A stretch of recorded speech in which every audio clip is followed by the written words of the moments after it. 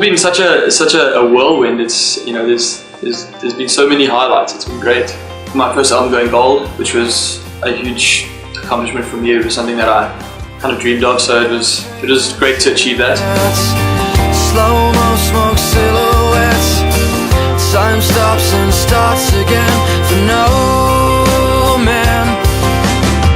The first show was great. The first one we did at the Civic Theatre, which was, you know, we performed to a sold-out crowd of like 3,000 people, which was incredible. That was a great memory.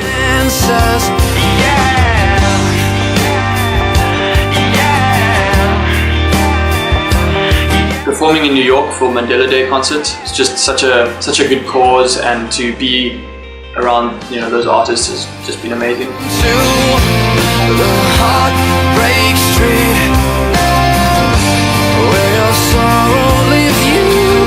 I remember sitting in my room and just pouring my heart out into this music, and it was hard to sing them, and it was hard to hear them on the radio as well. You know, it was like my personal life story just kind of being put out into the world. Today, some say today is all there ever will be, so I'll stay today.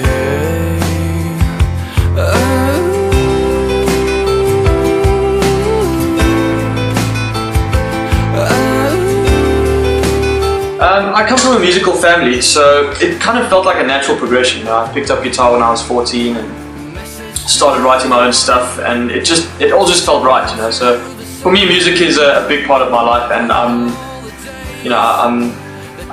can't really see myself doing anything else. And open up your eyes, everything's alright. Try to make you see the wood for the trees. You pray today that tomorrow will be your day. You say, I may today tell you how I was a solo artist, so I didn't actually have a set band, which is a hurdle for solo acts to kind of put a band together and find guys who believe in it. Once I found those guys, geez, everything just fell into place, man. I've got a great band. Thomas, my musical director and guitarist, has been a great companion, a musical companion to have for me. My contribution to the project was trying to find that edge on the guitars and helping him decide exactly where it was going. You know, Jesse knows what he wants out of the live show, and it's a matter of me helping implement it.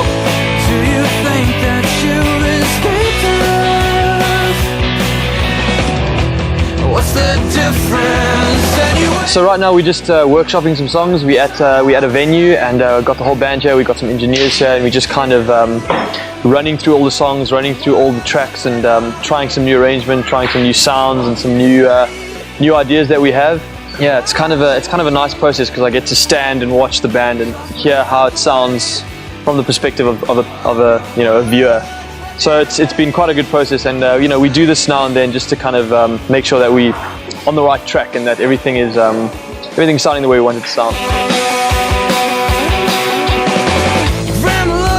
Judging eyes of a stranger, maybe it's for you. Have you made yourself immortal? Your makeshift wooden matchbox cars, reminding you of home. Have you written to your father? What's the difference anyway?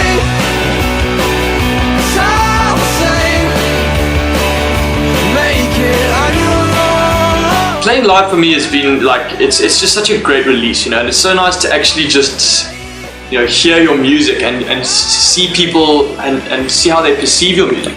I really try and do a more dynamic live set. It's more edgy, and we rearrange a lot of the songs. We very rarely play a song exactly the way it is on the album. We try and completely rework it and re-present it.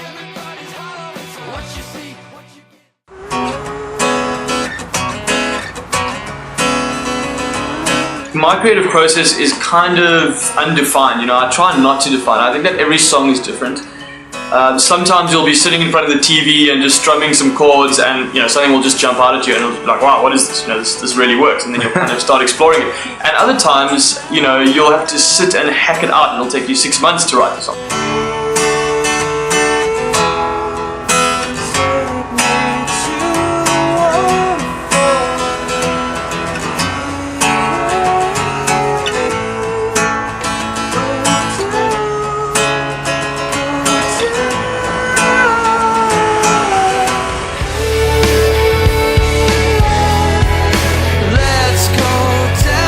The question eventually arose, like, you know, what are we going to do for this next album? What is the plan? You know, how are we going to put this together? And I just said, as a passing, you know, sort of pie in the sky kind of thing, like, oh, you know, someone like the guy who did the New Placebo album, it's David Bottrell. That production is great. I like what they did with that. I mentioned it to my record company, and they were like, well, you know what, we actually have his contact details. Let's send him the album. Let's see what happens. When I got the demos, first off, what struck me was the quality of the songwriting, the quality of the singing. The nut of the song has to be there, and Jesse's songs all had good qualities, and the foundations were so strong, the melodies were all great. What was it like working in Canada? Like nothing else I've ever known. It was the most musically satisfying, musically defining moment of my life, and I am so unbelievably privileged to have been part of it.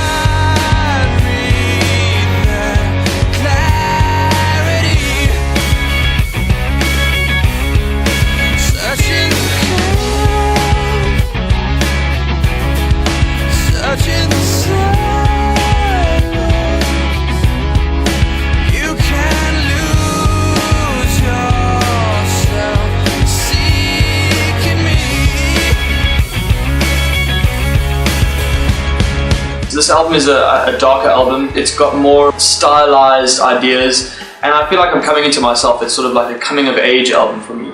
I feel like I'm exploring my sound more and exploring what I want to do.